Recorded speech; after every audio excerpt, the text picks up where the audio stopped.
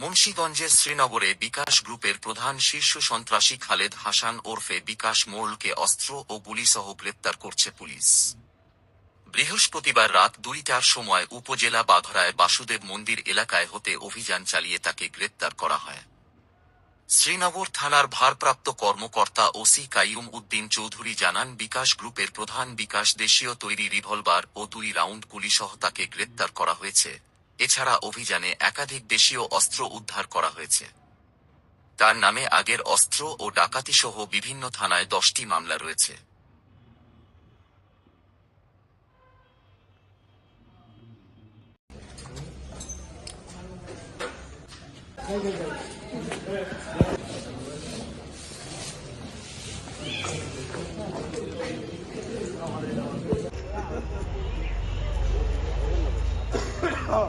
Para